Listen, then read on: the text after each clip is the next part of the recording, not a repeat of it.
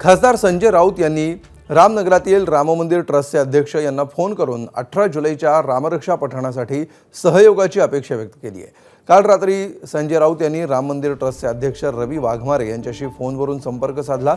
18 जुलैला उद्धव ठाकरे आणि इतर शिवसैनिकांना रामनगरमधील राम मंदिरामध्ये रामरक्षा पठण करायचे आहे, त्यासाठी मंदिर ट्रस्टने सहकार्य करावं अशी विनंती संजय राऊतांनी केल्याची माहिती रवी वाघमारे यांनी दिली आहे। नागपूरच्या रामनगर येथील राम मंदिराचे अध्यक्ष रवी वाघमारे जी आपल्यासोबत आहेत। काल संजय राऊतचा फोन होता, त्यांनी अतिशय अदबीने म्हटलं काकासाहेब आम्हाला सहकार्य करा।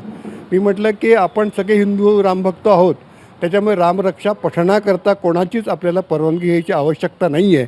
तुम्ही इथे या, रामरक्षा पठण करा, आम्ही तुमच्यासोबत रामरक्षा म्हणू। मी त्यांना सांगितलं की अगदी स्पष्ट की तुम्ही तुमचे राजकारणाचे जोडे बाहेर काढून पवित्र मनाने देवळात या, कारण हे देऊळ जे आहे हे एका पक्षाचं नाही आहे, पण याचा राजकीय आखाडा करायचा नाही। देवेंद्र फडणवीस सुद्धा या मंदिर ट्रस्टचे सदस्य आहेत, म्हणून उद्धव ठाकरे आणि त्यांचा पक्ष या मंदिराची निवड करतंय असं पण बोललं जात आहे। नाही, आता माझ्या मते असं आहे की गंगाधर फडणवीस म्हणजे आमचा दोस्त होते ते, तर तो देवेंद्र लहान असताना त्यांच्यासोबत त्या मंदिरात आलेला आहे, तो या मंदिरात पहिल्यापासून जुळलेला आहे आणि तो त्याचा एक मत म्हणजे आमचे 600 मेंबर आहे, त्यातला तो एक मेंबर आहे।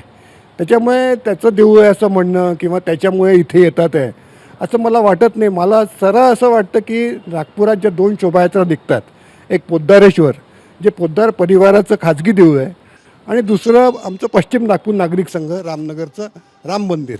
त्याच्यामुळे कदाचित त्यांनी तिथे पाहिलं असेल की इथे लाखो लोक शोभायात्रेला येतात, त्या मंदिराचं त्यांना महत्त्व वाटलं असेल। कॅमेरामॅन अतुल हिरडेसह रजत वशिष्ठ, ABP माझा, नागपूर।